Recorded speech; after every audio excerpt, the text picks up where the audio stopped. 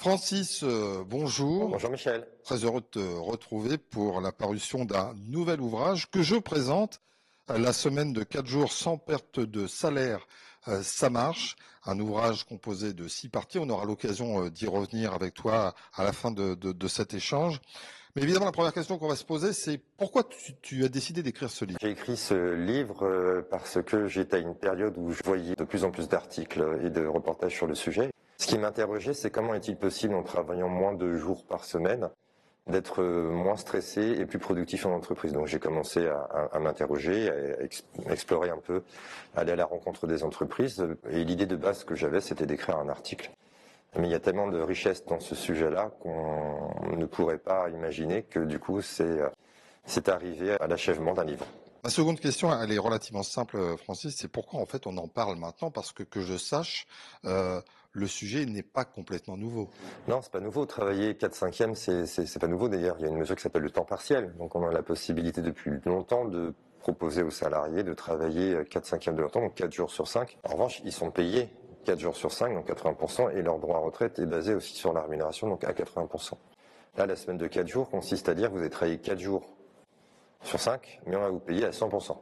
Donc c'est ça qui est nouveau. En plus, on va vous demander de travailler soit le même nombre d'heures sur 4 jours, soit un petit peu moins, ça dépend des décisions d'entreprise. Alors pourquoi on parle autant de la semaine de 4 jours?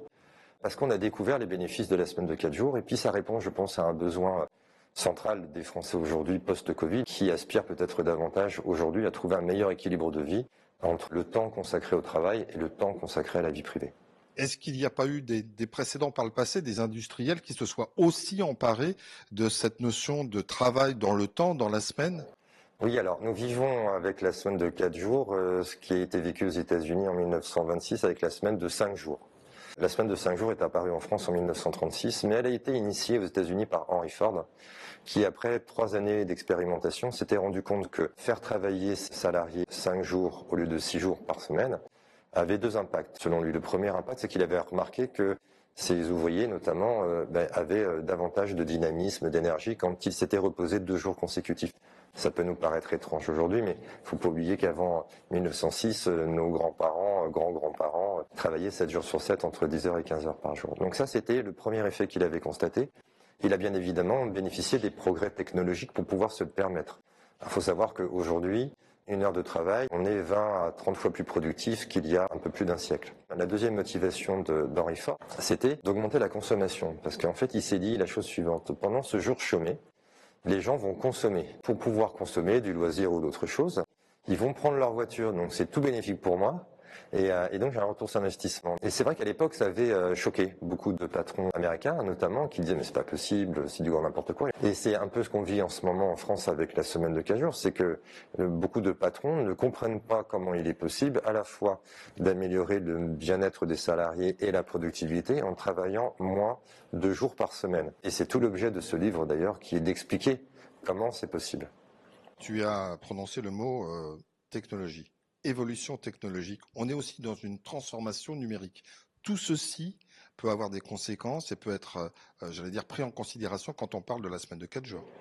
Oui, bien évidemment. Comment ça se passe la semaine de 4 jours? C'est un nouveau contrat social entre les salariés et les dirigeants. Le dirigeant fait une proposition aux salariés en disant voilà, moi je vous propose, alors après on verra pourquoi il le fait, je vous propose de vous offrir 47 jours de repos supplémentaires par an que je finance. En contrepartie de quoi, je vous demande de trouver des solutions pour préserver la productivité. Et donc à ce titre-là, je pars du principe que vous êtes les mieux placés pour savoir ce qui est bon pour vous et pour l'entreprise. Donc je vous fais confiance et je vous invite à réfléchir sur ce qui aujourd'hui vous empêcherait de faire en 4 jours ce que vous faites en 5 jours, pour qu'ensemble on puisse trouver des solutions. Parmi ces solutions, il y a les transformations numériques, la digitalisation, mais il y en a encore plein d'autres qui est important de prendre en considération pour bien comprendre pourquoi, paradoxalement, alors que la productivité baisse de peu près 3,5% ces dernières années en France, quand on passe à la semaine de 4 jours, non seulement on maintient la productivité, mais on peut l'augmenter jusqu'à 25%. Alors c'est quoi finalement concrètement cette semaine de 4 jours? Comment on pourrait la définir, la décomposer? C'est comme si, Michel, je t'offrais 3 possibilités, 3 choix. Oui. Le premier choix, c'est d'appliquer le code du travail en tant que tel, à savoir, je te propose de travailler 35 heures par semaine pendant 5 jours, ce qui fait 7 heures par jour, Ça, on a beaucoup de secteurs d'activité qui sont concernés par ce rythme-là. Et une deuxième proposition depuis la loi sur les 35 heures, c'est que je te propose de travailler 39 heures par semaine pendant 5 jours, ce qui représente 7h80 par jour à peu près, soit à peu près 8 heures. En contrepartie de quoi, je t'offre 20 jours de réduction du temps de travail que tu poseras au regard de l'activité en cours d'année, mais dans les faits, c'est souvent quand toi tu veux. Et il y a une troisième proposition que je t'offre avec la semaine de 4 jours, c'est de dire, je vais t'offrir la possibilité de travailler 35 heures par semaine pendant 4 jours, ce qui représentera finalement presque 8h50 par jour, donc plus longtemps. En contrepartie de quoi, je t'offre, au-delà des congés payés, etc., 47 jours de repos supplémentaires par an. Et donc, que préférais-tu ? C'est comme ça que ça se passe. Finalement, travailler 50 minutes de plus, ça me paraît plus simple. C'est ce que disent les salariés, c'est-à-dire que finalement travailler, contrairement à ce que l'on pourrait penser, travailler 1 heure et 1h30 de plus par jour, quand on aime ce que l'on fait, et donc ça nous interroge sur, oui effectivement, si tu me proposes de travailler 1h30 de plus par jour, un métier que j'aime pas, ça va être une vraie souffrance. Mais si j'aime ce que je fais, c'est pas vraiment une contrainte. Tu évoquais effectivement cette notion de durée de travail plus longue si on opte pour la semaine de 4 jours, parce que aussi, on peut pas travailler 7 heures en continu par jour. Oui, alors, on a un contrat, on signe un contrat qui nous dit de travailler 7 heures par jour. Beaucoup d'études démontrent que c'est pas possible de travailler 7 heures par jour en continu de manière effective, c'est-à-dire qu'on travaille pas, on produit pas 7 heures par jour. Le cycle de productivité idéal, c'est 47 minutes de travail effectif et 17 minutes de repos. Et quand on adopte ça dans la journée, on est à notre seuil optimal de productivité. Donc ça représente finalement 75% de son temps. C'est-à-dire que si on a un contrat de travail qui nous dit vous devez travailler 35 heures par semaine, on sait que on est effectif, on va dire en moyenne, alors ça dépend des métiers bien évidemment, mais 26 heures par semaine. Le reste du temps, c'est du temps de travail non effectif. Et c'est d'ailleurs là-dessus qu'il va falloir jouer. Alors évidemment, on va s'intéresser à ce qu'en pensent les salariés, les entreprises, mais j'allais dire peut-être commencer plus globalement par qu'est-ce que les Français pensent, s'ils en pensent quelque chose de cette semaine de 4 jours. Est-ce qu'on a des informations, des stats? Oui, on a de plus en plus de sondages qui amènent finalement à avoir de la part des Français un certain nombre de déclarations. Grosso modo, on pense que 80% des Français sont intéressés. Il y en a qui sont intéressés avec le même nombre d'heures, d'autres avec un nombre d'heures un peu réduit. Au lieu de travailler 35 heures, je travaille 32 heures sur 4 jours. Et il y en a même qui seraient prêts à accepter même 5% de baisse de salaire. Donc on a un vrai intérêt de la part des Français à la semaine de 4 jours. Mais c'est vrai que c'est encore relativement récent. On a en France quelques entreprises qui sont passées, on a surtout des expériences à l'étranger qui nous amènent à penser que ça a des effets bénéfiques. Moins stressé, moins fatigué, plus productif. Et je pense que là aussi où c'est intéressant, c'est que récemment on a vécu une décision de notre gouvernement d'allonger la durée de vie professionnelle et peut-être que la semaine de 4 jours séduit aussi en ce moment parce que ça permettrait d'aborder dans de meilleures conditions le départ à la retraite.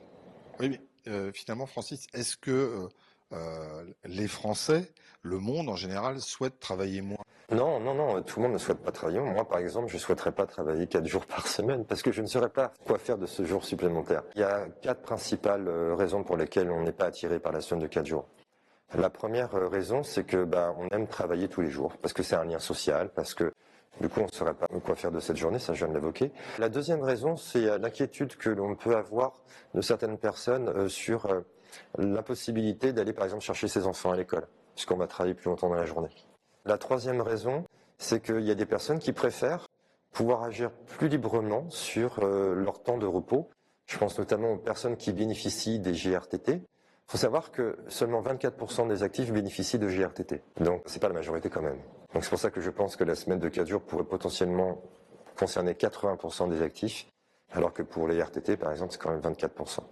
Et puis il y a d'autres personnes qui vont dire c'est pas possible parce que moi travailler plus longtemps dans la journée, ça va me stresser, je vais être fatigué, etc. Alors, on va commencer avant de s'intéresser aux salariés et puis aux représentations syndicales par les patrons, parce qu'on pourrait penser qu'ils sont plutôt frileux à l'idée d'une baisse de productivité s'ils passent dans une semaine de 4 jours. Je sais bien que tu as parlé de Ford, mais il faut les convaincre. Oui, alors faut les convaincre par la preuve, et la preuve, elle sera apportée par les entreprises qui s'y engagent, et il y en a de plus en plus.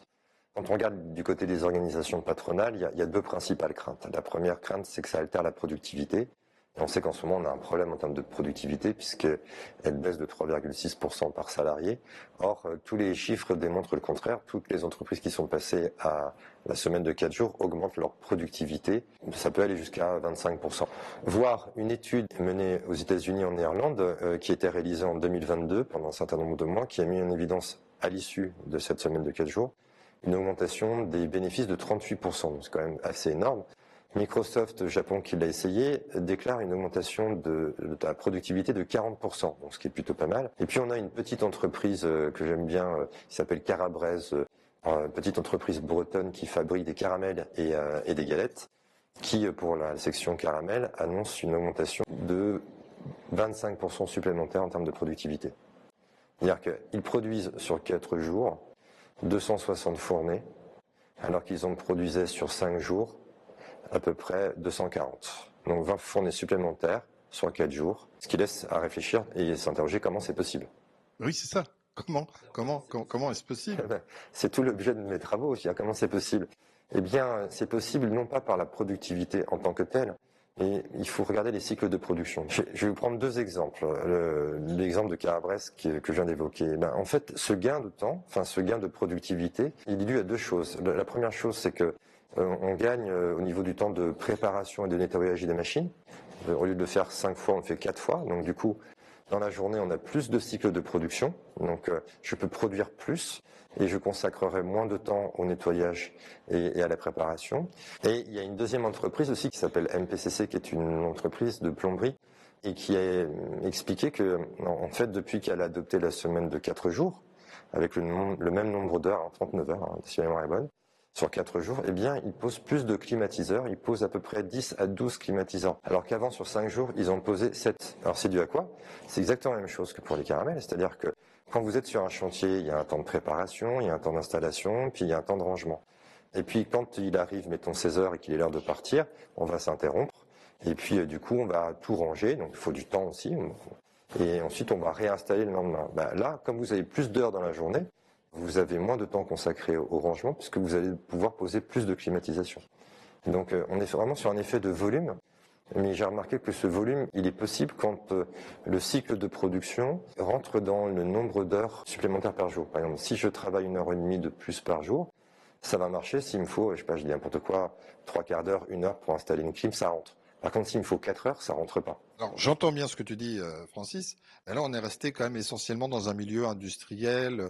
Est-ce qu'on peut imaginer pouvoir projeter cette semaine de 4 jours dans d'autres secteurs d'activité comme les commerces, les coiffeurs, les libraires, la restauration?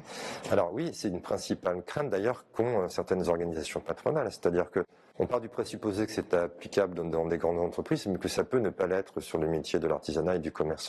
Alors c'est pas tout à fait vrai. Je vais vous prendre l'exemple d'un salon de coiffure qui passait à la semaine de 4 jours. Pourquoi? Parce qu'il trouvait pas de coiffeur. Donc c'est aussi simple que ça. Et donc il s'est mis d'accord avec ces 2 coiffeuses en disant voilà, moi je vous laisse la possibilité de travailler 4 jours. Donc il ferme le dimanche, lundi et le mercredi. Donc il travaille plus longtemps par jour, il travaille 10 heures par jour. Et on se rend compte que les résultats pour l'instant sont exactement les mêmes, voire un peu plus prometteurs. Qu'est-ce qui s'est passé? Il s'est dit voilà, je vais fermer, donc j'aurai moins de volume. Sauf que comme je vais ouvrir plus tard, je vais récupérer les clients qui sortent de leur bureau et qui ne peuvent pas aller chez le coiffeur parce que le salon de coiffure ferme à 18h30, 19h, donc on commence pas une coupe. Donc lui, il ferme jusqu'à 21h, 20h30, 21h. Donc du coup, il va pouvoir engranger ce volume-là qu'il ne pouvait pas avoir. Et puis, ce qu'il a fait aussi et qui semble intéressant, qui dit voilà, moi je suis coiffeur, mais je peux faire autre chose que la coiffure. Je peux faire les ongles, je peux faire un peu toutes les opérations d'esthétisme. Et donc, je vais cumuler ces activités. Donc, c'est-à-dire, je vais me diversifier, ce qui est aussi intéressant parce que du coup, ça va développer la polyvalence. Et ça va augmenter l'employabilité. Donc, c'est aussi intéressant à long terme pour l'employabilité en France. Ça, c'est un premier exemple. Il y a d'autres exemples possibles. On voit bien que le secteur de la restauration est très friand de ces 4 jours parce que tous les témoignages que l'on a de restaurateurs qui ont adopté la semaine de 4 jours, c'est que ils ont un taux d'attractivité qui est nettement supérieur. Et comme ils procèdent par roulement, ils maintiennent la continuité de service parce qu'on peut aussi maintenir la continuité de service. On n'est pas obligé de s'arrêter une journée. On verra peut-être tout à l'heure qu'il y a différentes modalités de récupération de ces 47 jours off. Et puis, ça nous amène aussi à nous interroger sur pourquoi est-il nécessaire d'ouvrir tous les jours. Il y a peut-être des jours où je fais quasiment pas de chiffre d'affaires. pourquoi j'ouvre. Oui, alors je reprends ma question sur les coiffeurs. J'ai bien compris qu'on était sur un mode collaboratif et que il pouvait y avoir un patron coiffeur et puis des assistants ou des salariés avec lui. Mais le coiffeur unique qui a son échoppe, comment il fait lui? Ça va être un peu plus compliqué quand même. Alors oui, bien évidemment. Alors il y a des solutions qui ont été trouvées, hein. C'est-à-dire que ça s'appelle la communauté. C'est-à-dire que si je travaille plus longtemps par jour et que je ferme un jour, c'est du chiffre d'affaires en moins. Rien ne m'empêche de créer du lien avec d'autres coiffeurs. Je peux partager les clients et on s'entend sur la redistribution des bénéfices. Plutôt que de se limiter à raisonner par soi-même, c'est peut-être une opportunité la semaine de 4 jours pour créer des communautés, des groupes de coiffeurs qui s'entendraient pour se répartir les clients de manière à ce qu'il y ait une continuité de service pour l'ensemble des salons qui se sont associés, enfin entendus plutôt, et ce qui réglerait en fait la difficulté de me dire non, si je ferme une journée de plus, mon chiffre d'affaires va être altéré. Alors il faut peut-être aussi prendre en considération le système du télétravail. Ce qu'il faut savoir, c'est que pour qu'elle soit bien menée, de mon point de vue, la semaine de 4 jours, c'est un projet collectif. Si je vous propose de passer à 4 jours, je vais réduire considérablement le nombre de jours de télétravail, puisque les gens vont travailler 4 jours. Pas besoin qu'ils s'absentent une journée de plus. Il y a des entreprises qui ont adopté la semaine de 4 jours qui ont plafonné à une journée de télétravail supplémentaire. Moi, je serais pour la supprimer totalement. Alors, je sais que ceux qui aiment le télétravail vont pas forcément me porter en odeur de sainteté, mais à partir du moment où on a une journée off, à quoi ça sert de télétravailler? Alors, il faut savoir que pour moi, quand on télétravaille, on travaille à distance là. Et souvent, on se rend compte que quand les gens télétravaillent, ils font aussi d'autres choses en parallèle. Ils prennent des rendez-vous chez le médecin, etc. Là, avec ce jour off, ça ne sera plus nécessaire. Ça, c'est le premier point sur le télétravail. Et le deuxième point, c'est les RTT. Pour ceux qui en bénéficient, les RTT sont supprimés, puisque je propose 47 jours de repos supplémentaire, donc il n'y a plus de RTT. Ce qui est plutôt aussi plus juste, parce qu'il n'y a que 24 à 27% des Français qui bénéficient de GRTT. Donc du coup, le phénomène que ça va avoir est relativement simple. Les gens vont revenir. Les gens vont venir en entreprise. Et c'est important que les gens reviennent en entreprise, parce que l'entreprise, c'est un lieu créateur de liens sociaux. Et je pense important que la semaine de 4 jours puisse militer en ce sens. On va revenir dans un très court instant sur les salariés. Mais finalement, on en est où au niveau des entreprises? Est-ce qu'on sait combien ont passé le cap? Alors, on a deux chiffres. On a le chiffre de la DARES de 2021 qui nous dit qu'à peu près 5% des entreprises ont déjà adopté la semaine de 4 jours. Et ça, c'est notamment la loi Laurent-Bien, ce qui concernerait 600 000 salariés. Donc, ça veut dire qu'il y a déjà des entreprises qui sont habituées à travailler 4 jours. Et puis, on a un dernier chiffre qui vient de sortir qui nous dit qu'il y aurait à peu près 10 000 salariés concernés par la semaine de 4 jours. On ne sait pas trop d'où ça sort, mais en tout cas, je pense que ces 10 000 salariés seraient plutôt des salariés qui pourraient être concernés par la semaine de 4 jours telle qu'on le présente ces derniers temps. Les salariés, et puis on va mettre avec eux les représentations syndicales ou patronales. Il va y avoir forcément ce sentiment, en travaillant 4 jours, de moins gagner. Là, l'idée, c'est de maintenir le salaire. C'est de maintenir le salaire sur 4 jours au lieu de 5. Donc il n'y aura pas de sentiment de moins gagner puisqu'on lui maintient le salaire. Après, les organisations syndicales de salariés militent dans le sens de la réduction de la durée hebdomadaire, par exemple à 32 heures ou à 28 heures.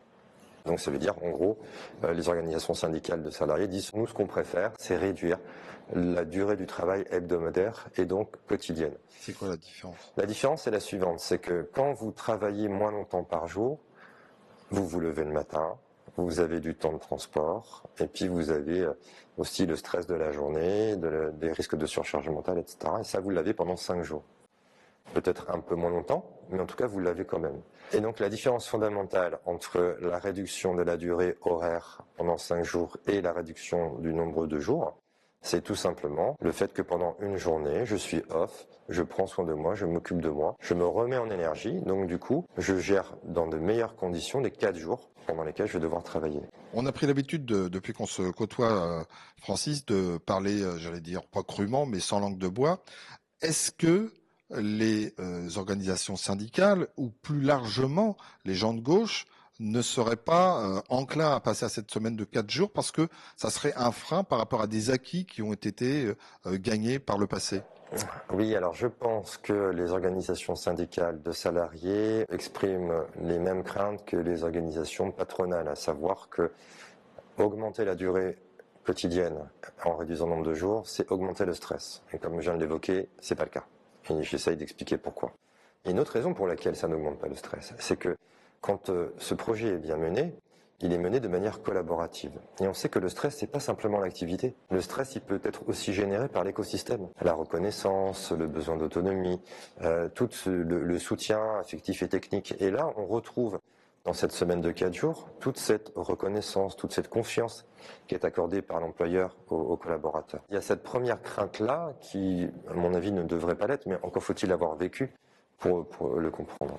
Ce qui nous ramène aussi aux fondamentaux que tu as évoqués sur la santé au travail. Si on travaille plus longtemps par jour, on pourrait penser à être plus fatigué, plus stressé. Tu nous as démontré que non.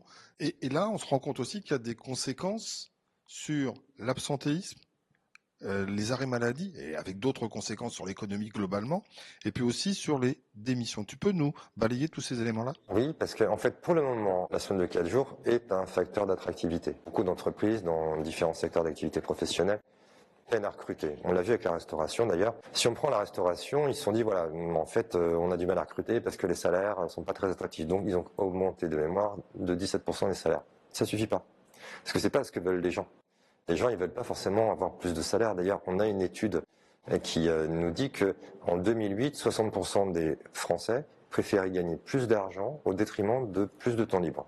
En 2021, on a reposé la même question et c'est l'inverse. C'est-à-dire qu'on a 60% des salariés qui préfèrent bénéficier de plus de temps libre, quitte à gagner un peu moins d'argent. Donc on voit bien que ça, c'est pas la solution.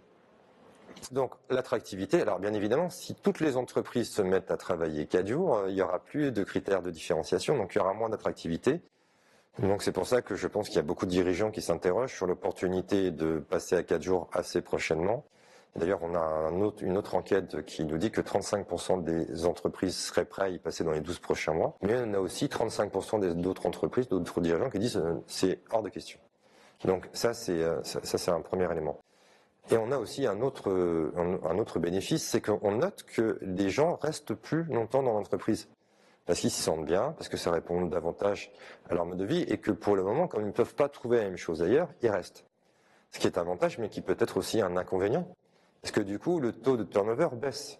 Et si le taux de turnover a augmenté considérablement ces dernières années, puisqu'on est à 15%, c'est peut-être un peu trop, mais en même temps, il en faut, parce que c'est ce qui va redonner un peu de vie à l'entreprise. Donc on a même des entreprises qui disaient, moi ça me pose un problème, parce que du coup, comme les gens restent, eh bien, j'ai du mal à promouvoir mes collaborateurs, puisqu'il n'y a plus ou beaucoup moins de postes vacants.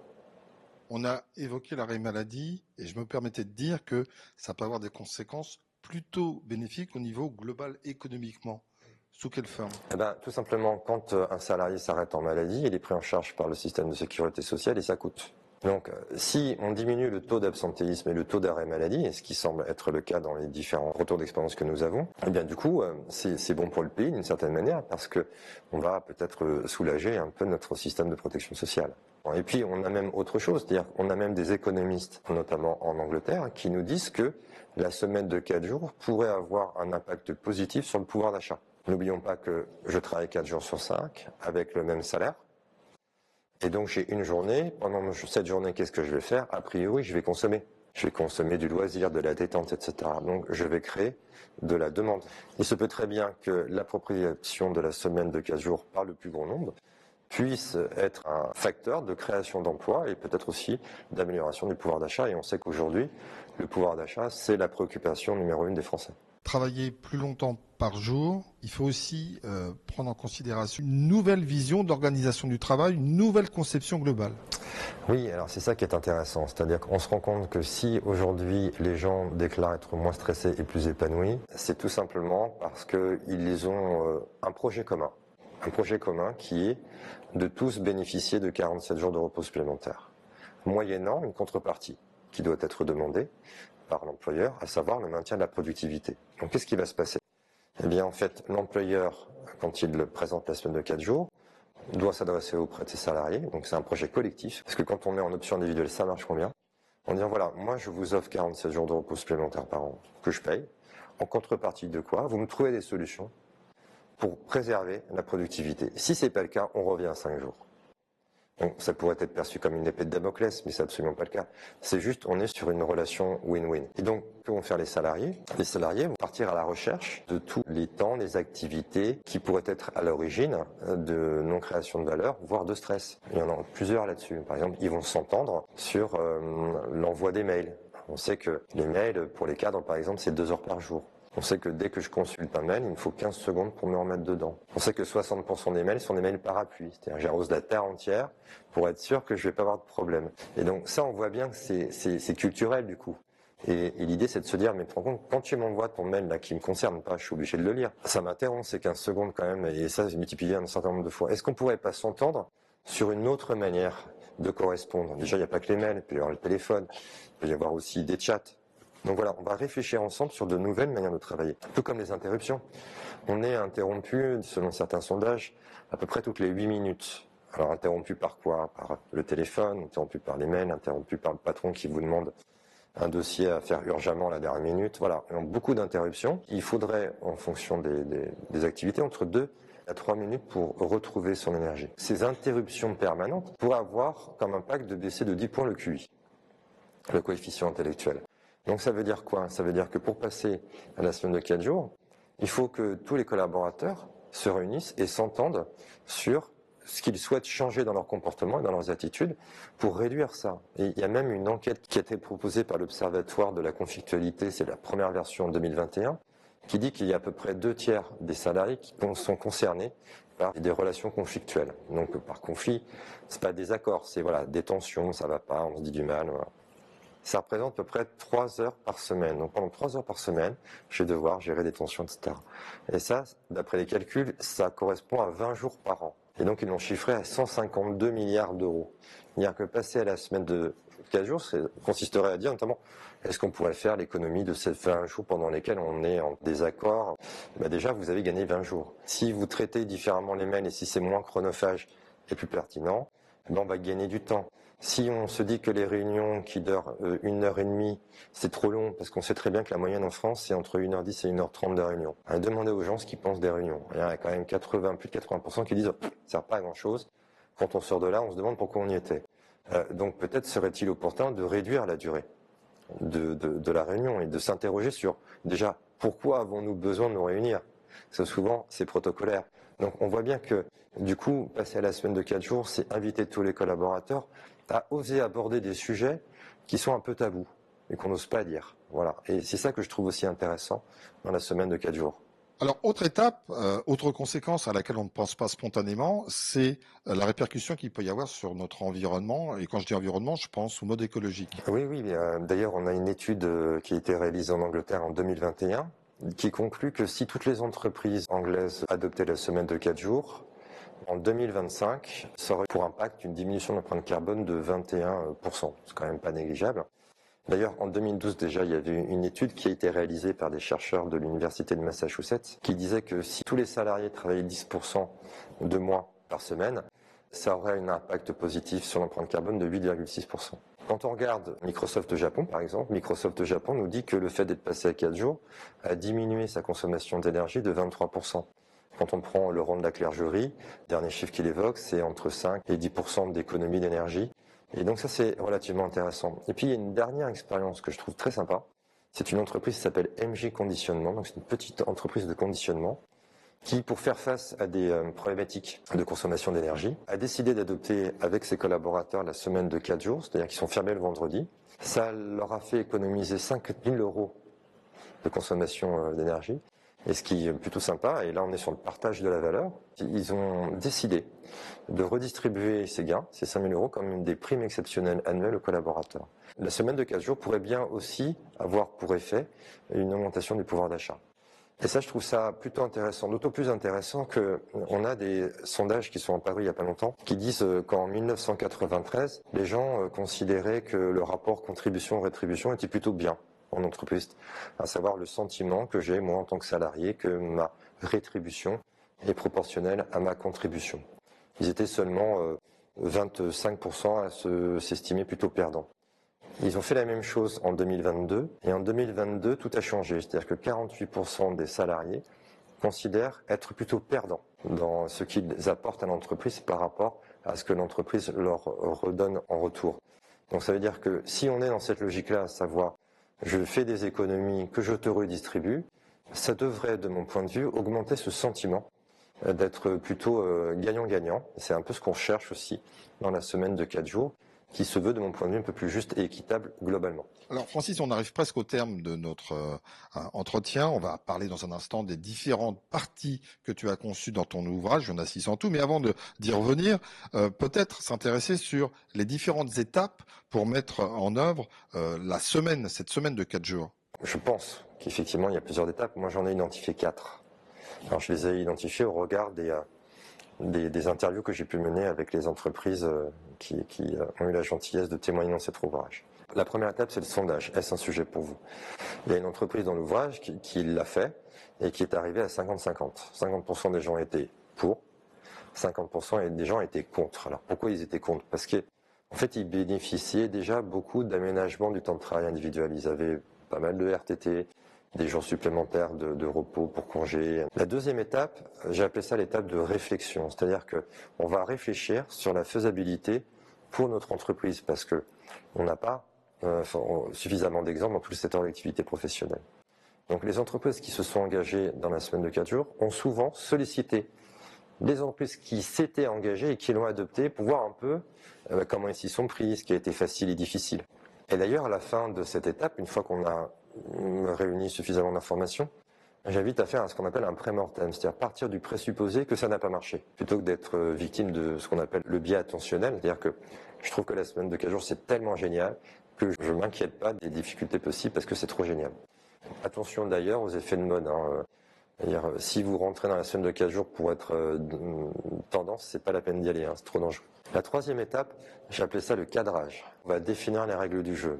Une règle du jeu pourrait être, par exemple, est-ce que les 4 jours concernent tous les salariés? Vous voyez, jusqu'au manager. Est-ce que le dirigeant, lui aussi, il est à 4 jours? Et on se rend compte que si on dit, voilà, ça ne concerne qu'une partie, ça marche pas. Parce que comme c'est un système, il faut que tout le monde soit concerné. Ce peut être aussi les modalités de pause du jour de repos. Est-ce qu'on ferme toute l'entreprise tel jour? Est-ce que c'est par roulement pour garantir la continuité de service? Est-ce que c'est toujours les mêmes jours? Voilà. Donc ça, c'est le cadre. Et puis la dernière étape, la quatrième étape, c'est l'expérimentation. C'est-à-dire qu'il faut aborder la semaine de 4 jours en mode test and learn. Il ne faut pas y aller en maîtrise des risques. Il faut y aller en disant, voilà, on pense que c'est une bonne chose. Il y en a qui sont arrivés, donc nous, a priori, pourquoi pas. Maintenant, on ne sait pas trop comment s'y prendre, donc on va y aller en mode expérimental avec des feedbacks assez réguliers pour justement pouvoir tirer les enseignements de ce qui était facile et ce qui était difficile. Et donc, 6 parties que tu nous proposes chronologiquement. Est-ce que tu peux nous les détailler au fur et à mesure? Oui, alors j'ai souhaité que cet ouvrage puisse intéresser plusieurs types de lecteurs, à savoir à la fois des lecteurs qui étaient intéressés sur l'aspect théorique d'une certaine manière. Et ça, c'est la première partie. La première partie, c'est de prendre conscience, pour moi j'ignorais totalement qu'avant en 1906, nos grands-grands-parents travaillaient 7 jours sur 7 à raison de 10 à 15 heures. C'est énormissime. Donc quand on regarde en un siècle à peu près, on travaille 63% de temps en moins. Donc, et du coup, ça m'interroge.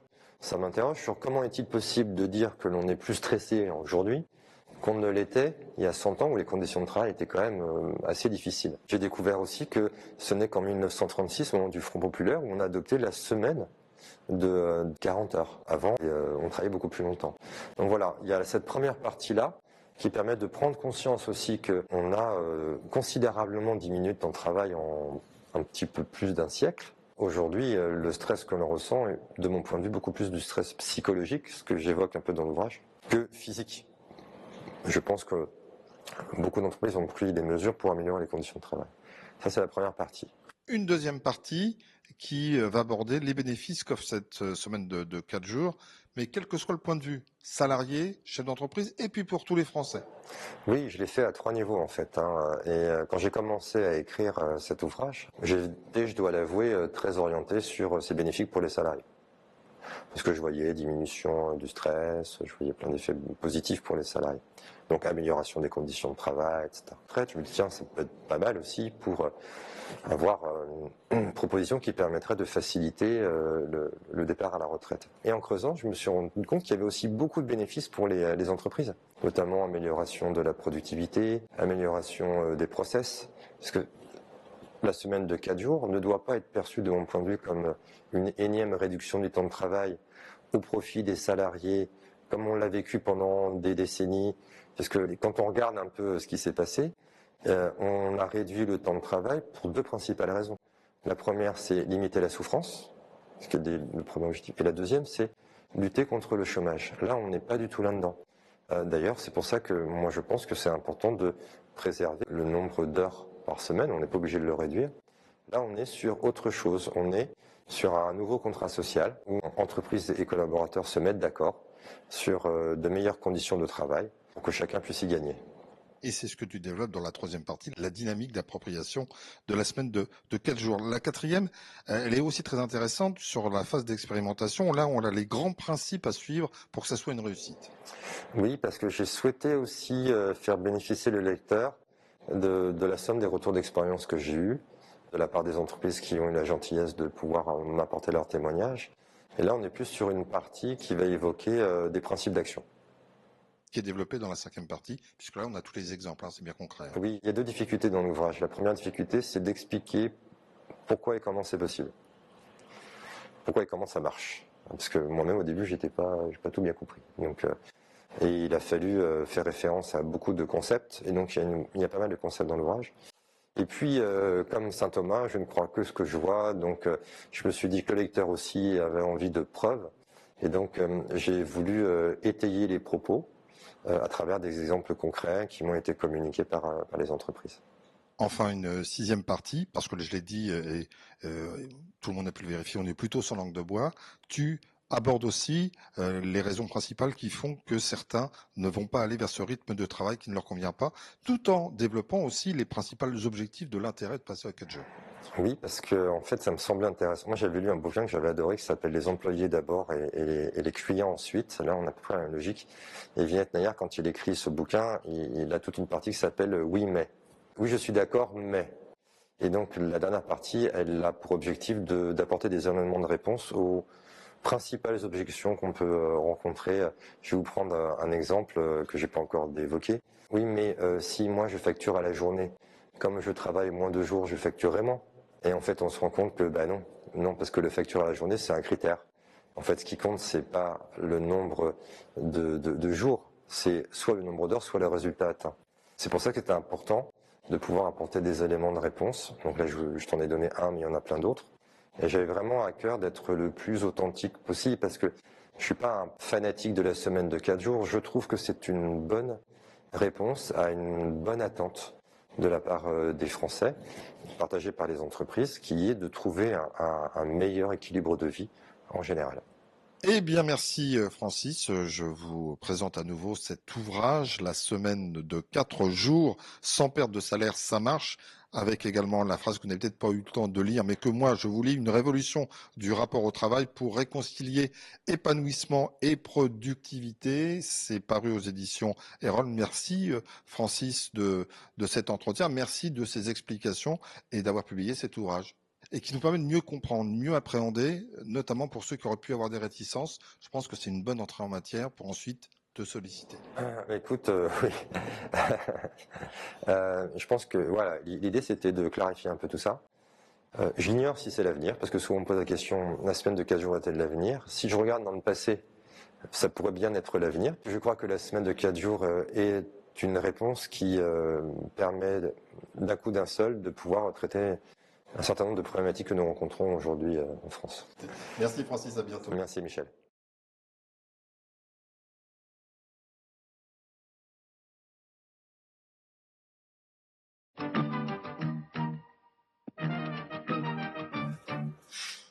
Tu peux y répondre puisque c'est ma question.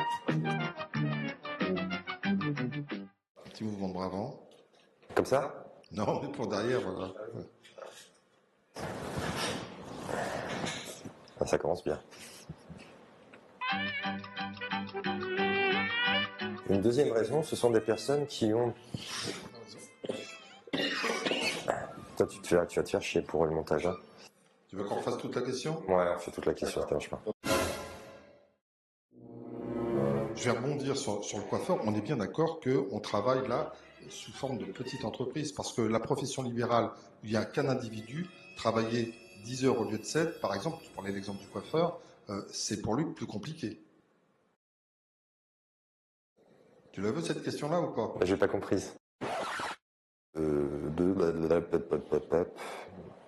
Non, ça c'est pas le bon chiffre.